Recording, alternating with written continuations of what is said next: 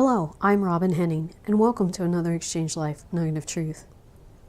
Well, the Christmas season is upon us, and as the song goes, it's the most wonderful time of the year.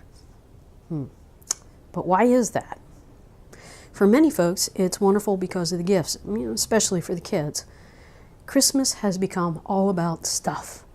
Buying stuff, giving stuff, getting stuffed.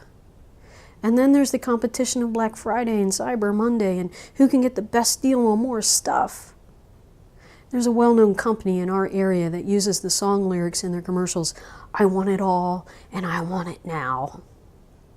Seriously? It makes me want to barf every time that commercial comes on. Sometimes I wish we could totally do away with all of the gift giving of Christmas. Now, don't get me wrong, I'm not a Scrooge. I love to give gifts. But if we stripped away the gift giving, what would we be left with? Yeah, the real reason for the season, and that's Jesus. So what are some practical things that we can do to stay focused on Jesus this holiday season? Well, first, not only read the accounts that are found in Matthew and Luke's Gospels, but study them in depth. Use your imagination to put yourself in Mary or Joseph's position. What would you have done? How would you have reacted to the Immaculate Conception, the pregnancy time, the journey to Bethlehem and the birth of Jesus? Other than Joseph, Mary may have had only one other supporter, and that was her relative Elizabeth, who had the joy of giving birth to John the Baptist in a very unique, divine way. They could relate to one another. It's likely that many in Mary's family and in the community ostracized her for getting pregnant out of wedlock. Many could not understand why Joseph did not divorce her. In fact, we know that if it hadn't been for a dream, a divine dream, where God spoke to Joseph and said, don't divorce her, the pregnancy is from me, that he was planning to do just that.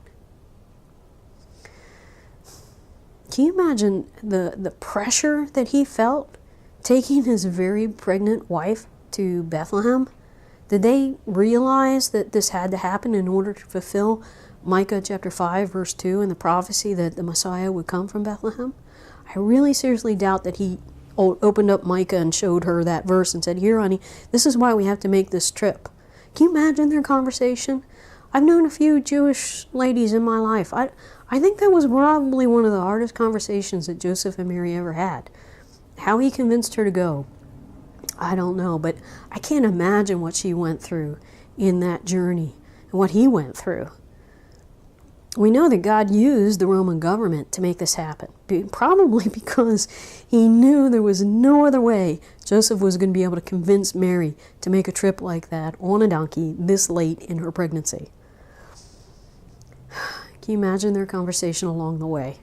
Well, listen, I encourage you to watch the movie The Nativity.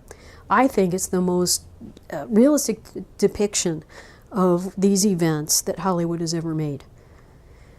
Make it a point, as a family, to read Matthew and Luke's accounts and watch that movie together.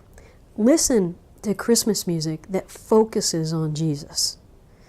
This is going to help you and your family defeat the enemy's attempt to get you distracted by the stuff of the season. And always remember that Jesus really is the reason for the season. So stay focused on him. Have a blessed week in Jesus.